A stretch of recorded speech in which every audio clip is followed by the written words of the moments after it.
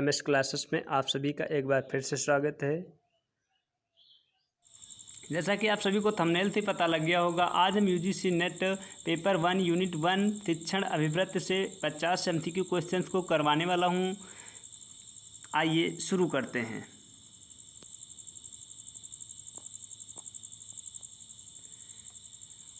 आज का पहला क्वेश्चन है, निम्नलिखित में कौन सा तथ्य सहज ज्ञान युक्त सोच के बारे में सही माना जाना चाहिए। आपका पहला ऑप्शन है, यह अन्वेषण प्रक्रिया का ही एक अंश है। दूसरा ऑप्शन है, इसको केवल पारंपरिक शिक्षण द्वारा प्रोत्साहित किया जाता है। तीसरा ऑप्शन है, एक संज्ञानात्मक प्रक्रिया नहीं है। चौथा ऑप्शन है, उपरोक्त में से कोई नहीं। आपका सही उत्तर है, यह अन्वेषण प्रक्रिया का ही एक अंश है। अगला प्रश्न देखते हैं।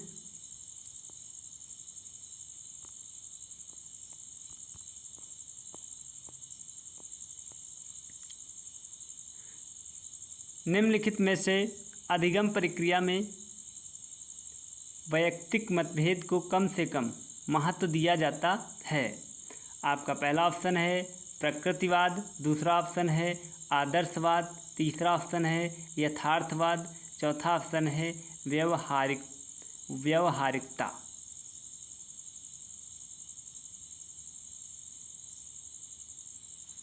आपका सही उत्तर है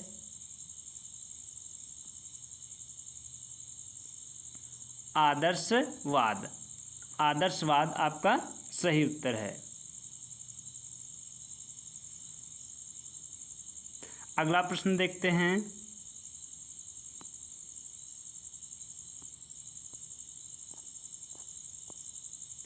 प्रश्न नंबर 3, हम प्रायः यह कह सकते हैं कि कोई दो छात्र एक जैसे नहीं हो सकते। निम्नलिखित में से किस आधार पर वे एक दूसरे से भिन्न हो सकते हैं। आपका पहला ऑप्शन है पालन पोषण और सामाजिक प्रतिष्ठा, दूसरा ऑप्शन है योग्यता, तीसरा ऑप्शन है मनोदृष्टि, चौथा ऑप्शन है उपरोक्त सभी। आपका सही उत्तर है उपरोक्त सभी। यानी पालन पोषण और सामाजिक प्रतिष्ठा भी होनी चाहिए, योग्यता भी होनी चाहिए, मनोदृष्टि भी होनी चाहिए। आपका सही उत्तर है उपरोक्त सभी। अगला प्रश्न देखते हैं। कोई भी ऐसा कारक जिससे अनुक्रिया की संभावना की वृद्धि होती है को शुद्धिकरण कहा जा सकता है। निम्नलिखित में से किन को शुद्धिकरण के कारण कहा जा सकता है। आपका पहला ऑप्शन है प्रशंसा, दूसरा ऑप्शन है सांकेतिक पुरस्कार, तीसरा ऑप्शन है किसी कार्य में सफल होना, चौथा ऑप्शन है उपरोक्त सभी। आपका सही उत्तर है उपरोक्त सभी। अगला प्रश्न देखते हैं। प्रश्न नंबर 5, जब गणित का एक छात्र जो अपना कार्य संपूर्ण कर लेता है तो उसको गेम्स खेलने की अनुमति मिल जाती है। इस स्थिति में निम्नलिखित में से कौन सा सिद्धांत नियम लागू होता है।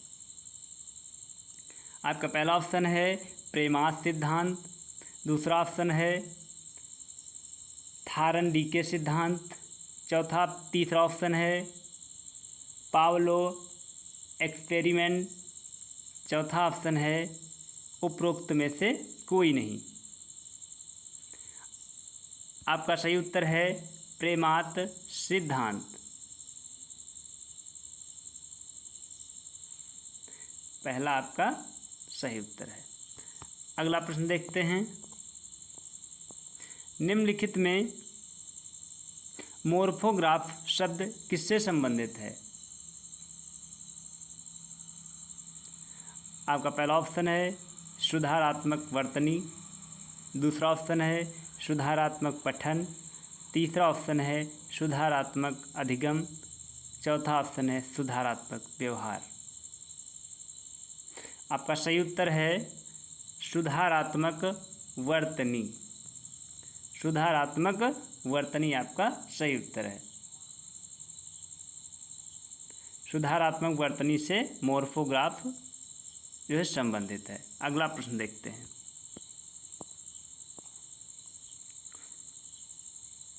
निम्नलिखित में से कौन सा विवरण रचनावादी दृष्टिकोण एवं अधिगम के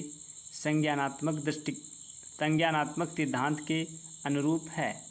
आपका पहला ऑप्शन है शिक्षार्थी अधिगम प्रक्रिया में सक्रिय भागीदार होते हैं। दूसरा ऑप्शन है विद्यार्थी व्याख्या चाहते हैं। तीसरा ऑप्शन है सूचना एकत्रित करने के लिए विभिन्न वस्तुओं का उपयोग। चौथा ऑप्शन है उपरोक्त सभी। आपका सही उत्तर है उपरोक्त सभी। अगला प्रश्न देखते हैं।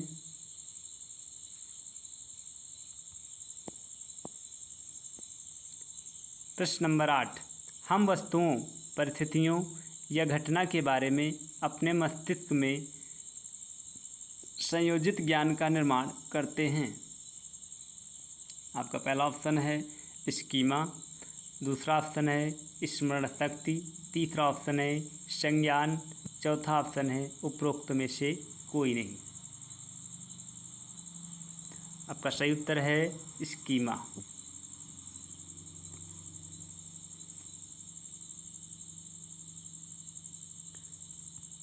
अगला प्रश्न देखते हैं। निम्नलिखित में से कौन सा शब्द नई जानकारी को भीतर ग्रहण करने के लिए सबसे उपयुक्त है? आपका पहला ऑप्शन है आत्मसात। दूसरा ऑप्शन है सहभागिता। तीसरा ऑप्शन है संज्ञान। चौथा ऑप्शन है ग्रहण। आपका सही उत्तर है आत्मसात।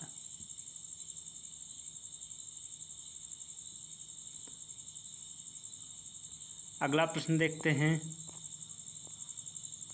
शिक्षक या प्रशिक्षक द्वारा विभिन्न गतिविधियों में उपयुक्त समय पर विभिन्न प्रकार के संकेतों, सुझाव और प्रत्यक्ष रूप से विद्यार्थी की सहायता करने की निम्नलिखित शब्दों में से क्या कहा जाता है?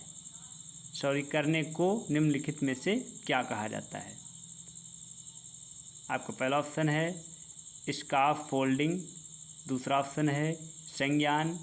तीसरा ऑप्शन है शुद्धिकरण। चौथा ऑप्शन है उपरोक्त में से कोई नहीं।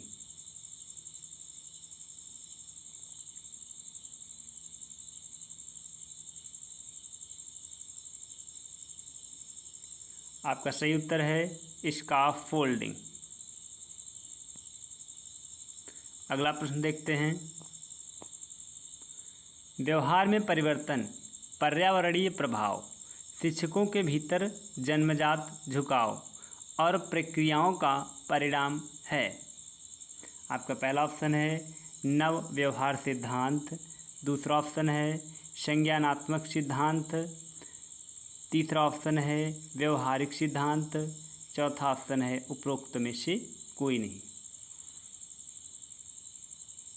सही उत्तर है नव व्यवहार सिद्धांत।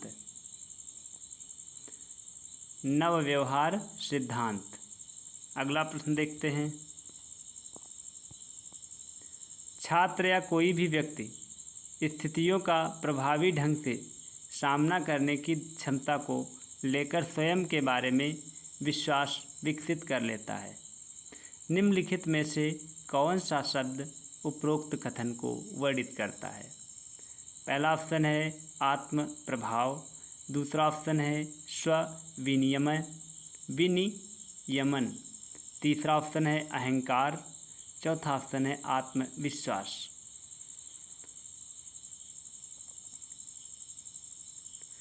आपका सही उत्तर है आत्म प्रभाव।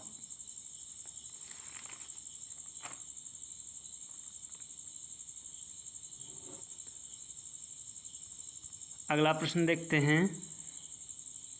निम्नलिखित में कौन सा शब्द अपनी सोच प्रक्रियाओं, स्वसंचालन और अपने व्यवहार को परिवर्तित करने की क्षमता को दर्शाने के लिए उपयोग किया जा सकता है? आपका पहला ऑप्शन है मेटाकाक्सियन या मेटा अनुभूति। दूसरा ऑप्शन है स्विनियमन। तीसरा ऑप्शन है सरल अनुभूति। चौथा ऑप्शन है उपरोक्त में से कोई नहीं।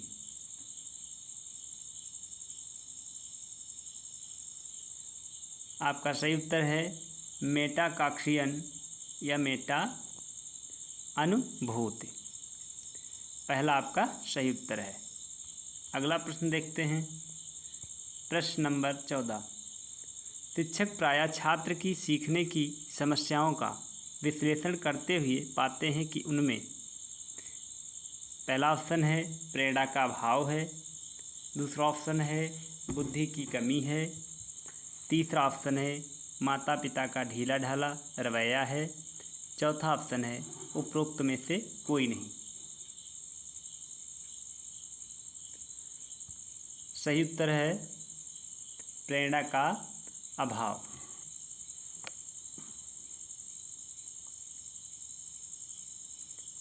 अगला प्रश्न है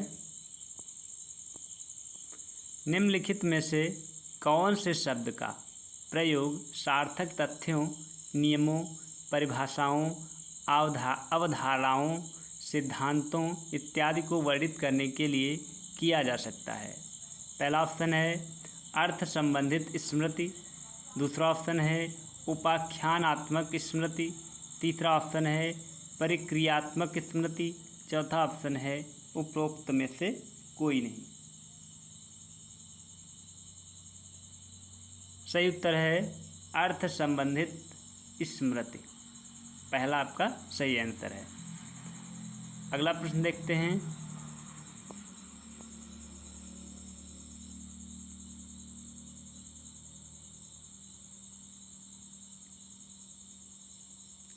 निम्नलिखित में से कौन सा शब्द प्रयोग में हम स्वयं की स्मृति, प्रक्रियाओं के बारे में जागरूकता और सूचना के भंडारण और उसकी पुनः प्राप्ति को बढ़ाने के ढंग के संदर्भ में कर सकते हैं।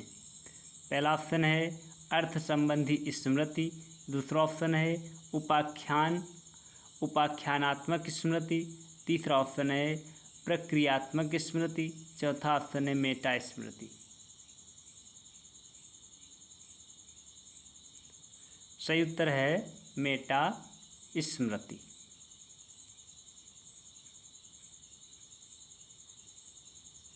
अगला प्रश्न देखते हैं।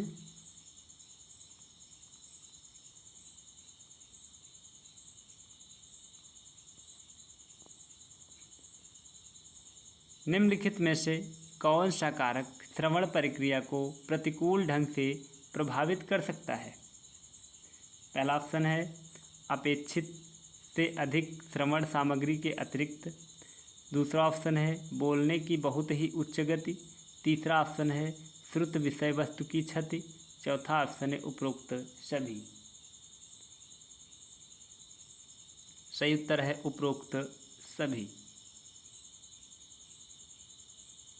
अगला प्रश्न देखते हैं। श्रवण को संचार का सबसे महत्वपूर्ण पहलू माना जा सकता है। इसमें कैसे सुधार लाया जा सकता है? पहला ऑप्शन है श्रवण को मौद्रिक पुरस्कार से संबंधित करना चाहिए। दूसरा है शिक्षण सामग्री को रुचिकर बनाने की आवश्यकता है। तीसरा ऑप्शन है स्वर को और अधिक प्रभावशाली बनाना। चौथा ऑप्शन है उपरोक्त सभी। आपका सही उत्तर है स्वर को और अधिक प्रभावशाली बनाना। तीसरा आपका सही उत्तर है। अगला प्रश्न देखते हैं। निम्नलिखित में से कौन से शब्द एक व्याख्यान के अर्थ को बताने के लिए सबसे उपयुक्त हैं? पहला ऑप्शन है सूचना का श्रवण। दूसरा ऑप्शन है मूल्यांकन श्रवण। तीसरा ऑप्शन है गुरु या गुरुतापूर्वक श्रवण। चौथा ऑप्शन है गतिशील श्रवण। सही उत्तर है मूल्यांकन श्रवण।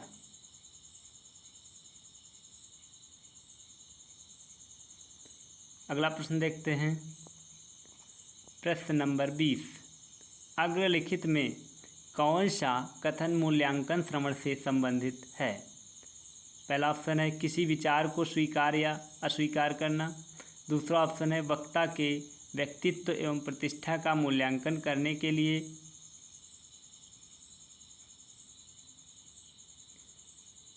तीसरा ऑप्शन है उपरोक्त दोनों, सॉरी यहाँ पे एक ही में जुड़ गया है। चौथा ऑप्शन है उपरोक्त में से कोई नहीं।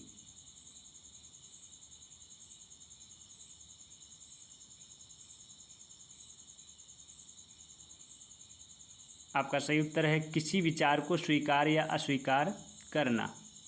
किसी विचार को स्वीकार व अस्वीकार करना। अगला प्रश्न देखते हैं। फ्रांसीसी गैलन के अनुसार आनुवांशिकता का सारा श्रेय तत्काल माता पिता को नहीं बल्कि दूर के पूर्वजों को जाता है। निम्नलिखित में से किसको आनुवंशिकता का केवल 50% श्रेय जाता है? पहला ऑप्शन है माता पिता। दूसरा ऑप्शन है दादा दादी नाना नानी। तीसरा ऑप्शन है परदादा परदादी, परनाना परनानी। चौथा ऑप्शन उपरोक्त में से कोई नहीं।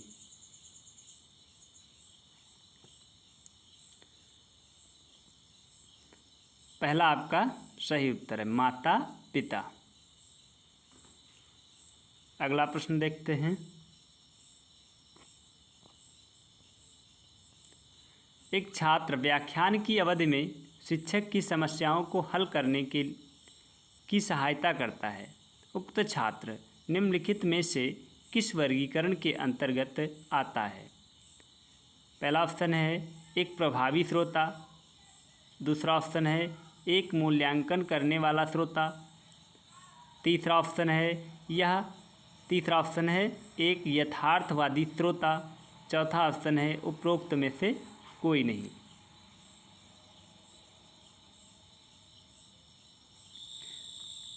सही उत्तर है एक मूल्यांकन करने वाला श्रोता। एक मूल्यांकन करने वाला श्रोता। अगला प्रश्न है प्रश्न नंबर 23, निम्नलिखित में कौन से उपाय संचार प्रक्रिया को सुगम बनाने का कार्य करते हैं? पहला ऑप्शन है अपनत्व और समानता की भावना। दूसरा ऑप्शन है चयन के लिए सुरक्षा और स्वतंत्रता। तीसरा ऑप्शन है अनौपचारिक वातावरण। चौथा ऑप्शन है उपरोक्त सभी। सही उत्तर है उपरोक्त सभी। अगला प्रश्न देखते हैं। निम्नलिखित में से किसको हम अधिगम का एक परिणाम कह सकते हैं? पहला ऑप्शन है बुद्धिमत्ता। दूसरा ऑप्शन है परिपक्वता। तीसरा ऑप्शन है कौशल। चौथा ऑप्शन है स्मरण शक्ति। सही उत्तर है कौशल। कौशल को हम अधिगम का एक परिणाम कह सकते हैं। अगला प्रश्न है निम्नलिखित में से कौन से शब्द मानसिक विकास को सबसे उपयुक्त रूप से वर्णित करते हैं? पहला ऑप्शन है मानसिक विकास का स्वरूप शारीरिक विकास के समानांतर चलता है। दूसरा ऑप्शन है यह एक अनिश्चित पैटर्न है। तीसरा ऑप्शन है यह एक अनियमित पैटर्न नहीं है। चौथा ऑप्शन है मध्य किशोर तक वृद्धि एवं तत्पश्चात समतल होना। सही उत्तर है मध्य किशोर तक वृद्धि एवं तत्पश्चात समतल होना। पहला ऑप्शन है अगला प्रश्न है निम्नलिखित में कौन सा कथन श्रवण के संदर्भ में सही है? पहला ऑप्शन है श्रवण एक शारीरिक प्रक्रिया है। ध्यानपूर्वक श्रवण एक मनोवैज्ञानिक प्रक्रिया है। दूसरा ऑप्शन है श्रवण एक मनोवैज्ञानिक प्रक्रिया है। ध्यानपूर्वक श्रवण एक शारीरिक प्रक्रिया है। तीसरा ऑप्शन है दोनों मुख्य रूप से शारीरिक प्रक्रिया हैं। चौथा दोनों जैविक प्रक्रिया हैं। सही उत्तर है श्रवण एक शारीरिक प्रक्रिया है। ध्यानपूर्वक श्रवण एक मनोवैज्ञानिक प्रक्रिया है। अगला प्रश्न देखते हैं, निम्नलिखित में से कौन सा कथन सही है? पहला ऑप्शन है मानवीय रिश्तों को श्रवण प्रक्रिया के द्वारा प्रभावित नहीं किया जा सकता। दूसरा ऑप्शन है उच्च शिक्षण संस्थान के छात्र संवाद स्थापित करने में अपना आधा काल निकाल देते हैं। तीसरा ऑप्शन है श्रवण हमारी संचार का केवल एकमात्र छोटा सा अंश होता है। चौथा ऑप्शन है उपरोक्त में से कोई नहीं।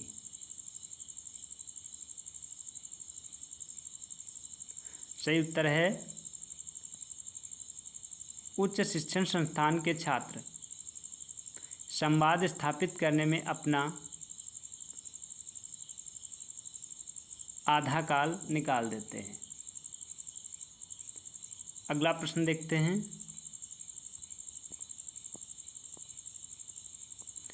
एक व्यक्ति सुनता है और दूसरे के विचारों को समझने का प्रयास करता है। निम्नलिखित में से कौन से ऐसे व्यक्ति को वर्णित करने के लिए प्रयुक्त किए जा सकते हैं? पहला ऑप्शन है सक्रिय श्रवण। दूसरा ऑप्शन है समानुभूति श्रवण। तीसरा ऑप्शन है आलोचनात्मक श्रवण। चौथा ऑप्शन है उपरोक्त में से कोई नहीं।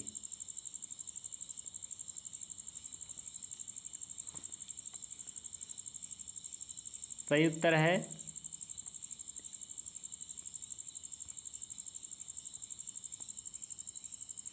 समानुभूति श्रवण। समानुभूति श्रवण। अगला प्रश्न है, निम्नलिखित में से कौन से शब्द गहन को दर्शाते हैं? पहला ऑप्शन है ध्यान मुख्य बिंदु के बजाय पूर्ण रूप से विवरण पर केंद्रित करना। दूसरा ऑप्शन है संचार के संदर्भ की उपेक्षा करना। तीसरा ऑप्शन है जब संदेश प्रस्तुत किया जा रहा है तब मूल्यांकन करना। चौथा ऑप्शन है यह केवल सुनने के साथ जुड़ा हुआ है।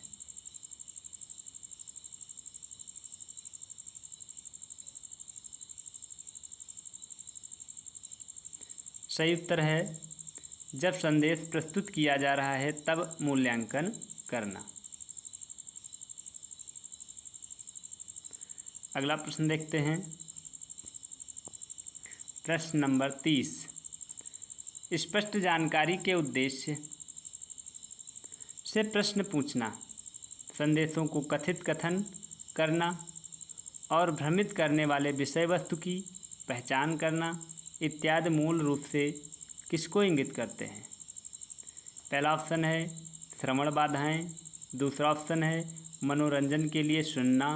तीसरा ऑप्शन है संदेश को समझने के लिए तकनीकी सहायता लेना। चौथा ऑप्शन है उपरोक्त में से कोई नहीं। सही उत्तर है संदेश को समझने के लिए तकनीक सहायता लेना। अगला प्रश्न देखते हैं,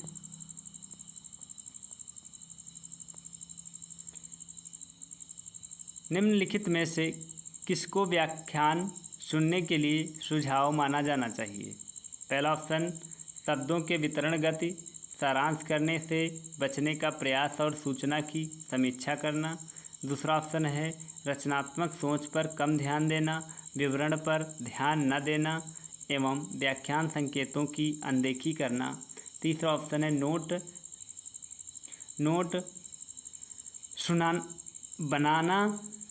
सुना बनाना ताकि यहाँ पे नोट्स होगा, नोट्स न बनाना ताकि व्याख्यान एवं संदेश वितरण पर ज़्यादा ध्यान दिया जा सके। चौथा ऑप्शन है रुचिपूर्वक अंश पर ध्यान देना, भटकाव से बचना एवं मुख्य विचारों को ग्रहण करना।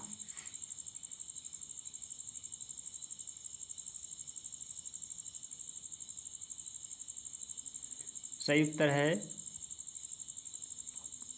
रुचिपूर्वक अंश पर ध्यान देना, भटकाव से बचना और मुख्य विचारों को ग्रहण करना। अगला प्रश्न देखते हैं, निम्नलिखित में से कौन से शब्द सूचना का स्थान निर्धारण करना मूल्यांकन और प्रभावी ढंग से उपयोग करने की क्षमता के लिए प्रयोग किया जा सकता है?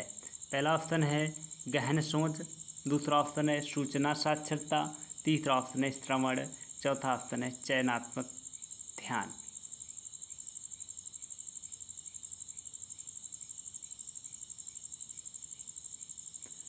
सही उत्तर है चयनात्मक ध्यान।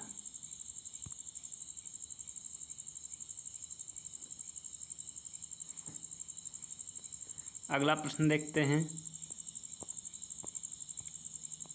प्राथमिक स्तर शिक्षण यथासंभव मातृभाषा में ही होनी चाहिए क्योंकि यह बच्चों में आत्मविश्वास विकसित करता है, यह अधिगम को सरल बनाता है, यह बौद्धिक विकास में सहायक है, यह शिक्षार्थी को प्राकृतिक वातावरण में सीखने में सहायक है।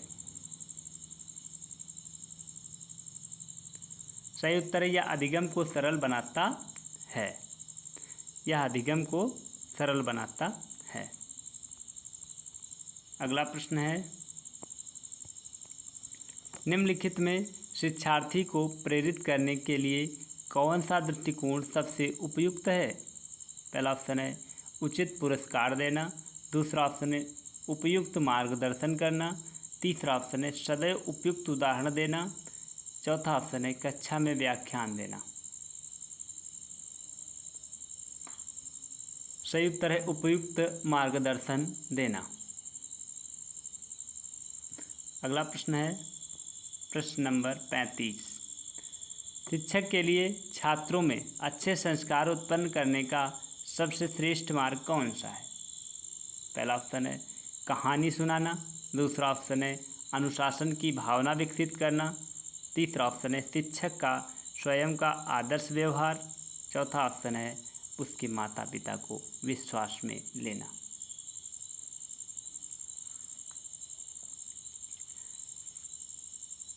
सही उत्तर है शिक्षक का स्वयं का आदर्श व्यवहार। अगला प्रश्न देखते हैं। जीवन में सफलता प्राप्त करने के लिए छात्रों को कैसे प्रेरित किया जा सकता है? पहला ऑप्शन है चयनित अध्ययन द्वारा, दूसरा ऑप्शन है आकस्मिक अध्ययन, तीसरा ऑप्शन है गहन अध्ययन, चौथा ऑप्शन है कंठस्थ करना। सही उत्तर है गहन अध्ययन। अगला प्रश्न देखते हैं।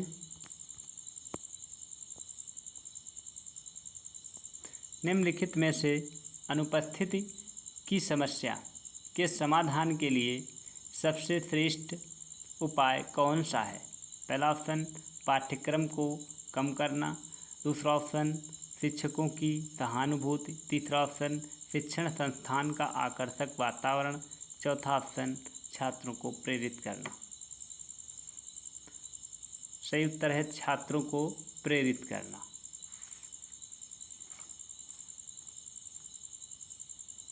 अगला प्रश्न है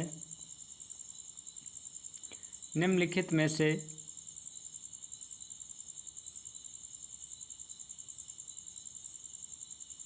छात्रों की अधिगम से संबंधित समस्याओं के समाधान का सबसे उचित उपाय कौन सा है?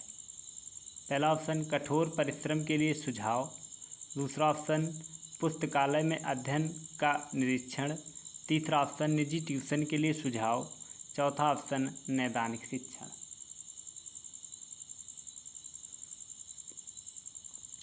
सही उत्तर है पुस्तकालय में अध्ययन का निरीक्षण। अगला प्रश्न है निम्नलिखित में से किस स्थिति में विद्यार्थी का भावनात्मक समायोजन प्रभावी होता है?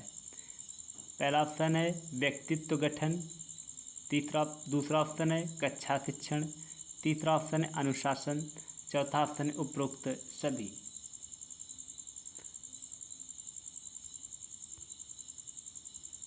सही उत्तर उपरोक्त सभी। अगला प्रश्न देखते हैं।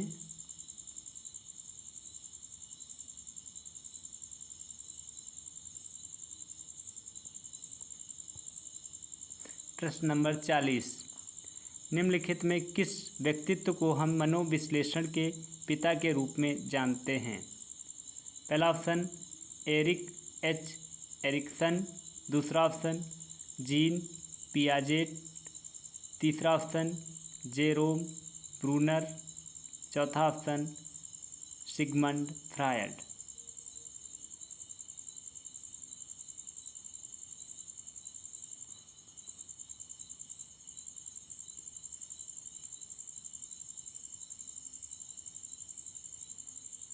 सही उत्तर है सिगमंड फ्रायड। अगला प्रश्न देखते हैं, निम्नलिखित में से शिक्षण के संज्ञानात्मक सिद्धांत के मुख्य प्रस्तावक कौन हैं? पहला ऑप्शन NH गेज, दूसरा ऑप्शन शिव कुमार मित्रा, तीसरा ऑप्शन BF स्किनर, चौथा ऑप्शन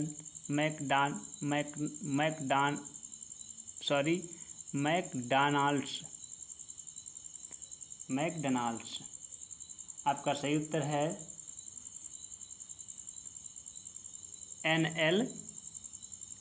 NH गेज, सॉरी यहाँ पे NL होना चाहिए, NL गेज।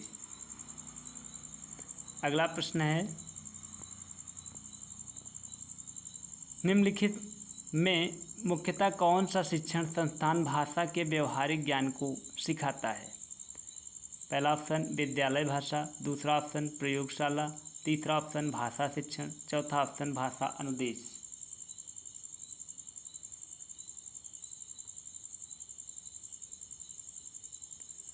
आपका सही उत्तर है भाषा प्रयोगशाला। अगला प्रश्न है,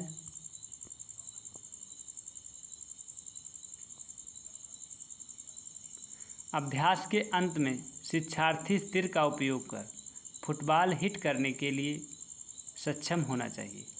उपरोक्त कथन में उल्लेखित उद्देश्य निम्नलिखित में से किस ज्ञान क्षेत्र से संबंधित हैं? पहला ऑप्शन है भावनात्मक, दूसरा ऑप्शन है संज्ञानात्मक, तीसरा ऑप्शन है मनः प्रेरक, चौथा ऑप्शन है A और B। सही उत्तर है मनः प्रेरक। अगला प्रश्न है,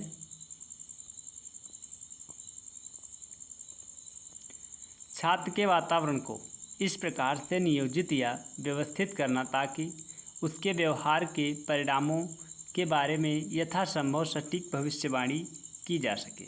इस कथन में निहित उद्देश्य को सुनिश्चित करने के लिए कौन सा शब्द प्रयुक्त किया जा सकता है? पहला ऑप्शन प्रोत्साहन, दूसरा ऑप्शन शुद्धिकरण, तीसरा ऑप्शन आकार देना, चौथा ऑप्शन उद्दीपन नियंत्रण। सही ऑप्शन है उद्दीपन नियंत्रण।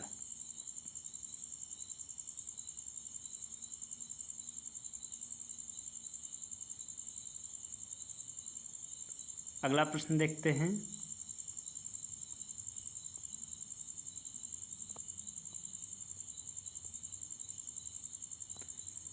निम्नलिखित में से किस सिद्धांत के अंतर्गत यह कहा गया है कि अधिगम को अधिक प्रभावी बनाने के लिए आंतरिक प्रक्रियाओं का ज्ञान होना महत्वपूर्ण है?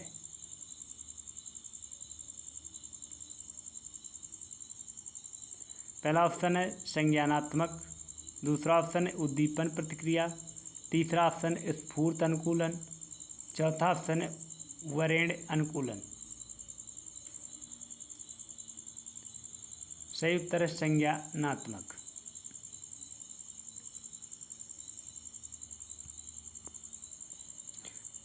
प्रश्न नंबर 46,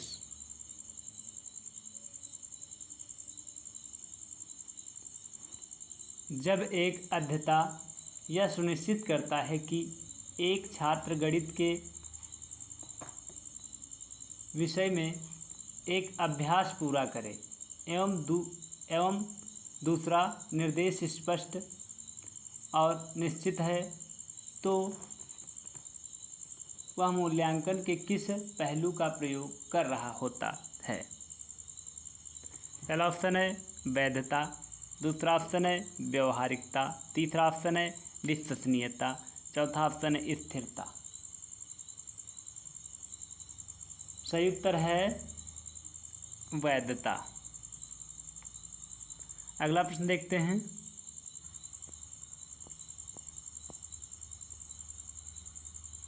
निम्नलिखित में से कौन सी एक धीमी गति से सीखने वाले छात्रों की विशेषता नहीं है? पहला ऑप्शन सीमित शब्दावली, दूसरा ऑप्शन ध्यान की छोटी सी अवधि, तीसरा ऑप्शन अमूर्त सोच, चौथा ऑप्शन रुचियों की सीमित सीमा। आपका सही उत्तर है अमूर्त सोच। अगला प्रश्न है,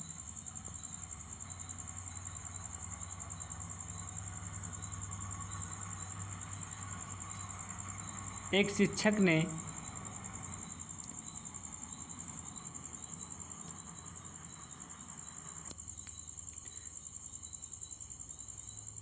शिक्षक ने सॉरी यहाँ पे गलत प्रिंट हो गया है।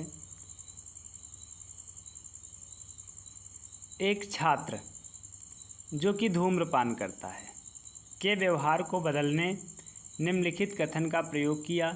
धूम्रपान राष्ट्र के लिए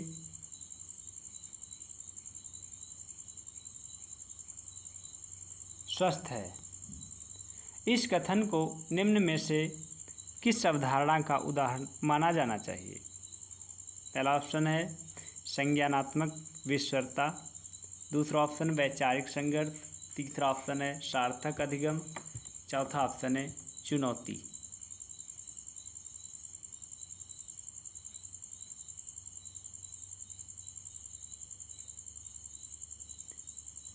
सही उत्तर है संज्ञानात्मक विश्वरता।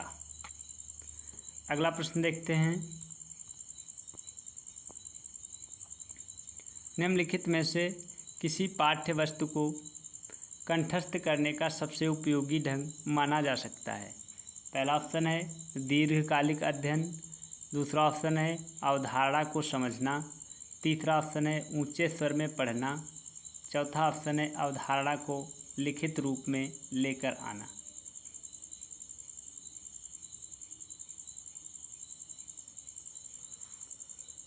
सही उत्तर है अवधारणा को समझना। अगला प्रश्न है,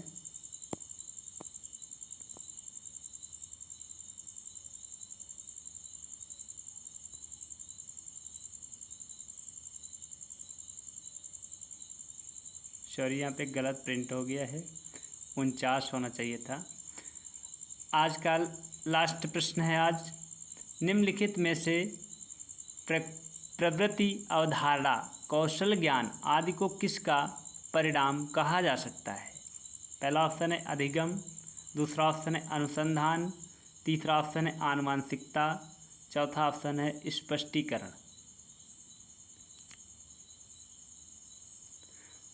सही उत्तर है अधिगम। अधिगम आपका सही उत्तर है। ये थे आज के 50 प्रश्न।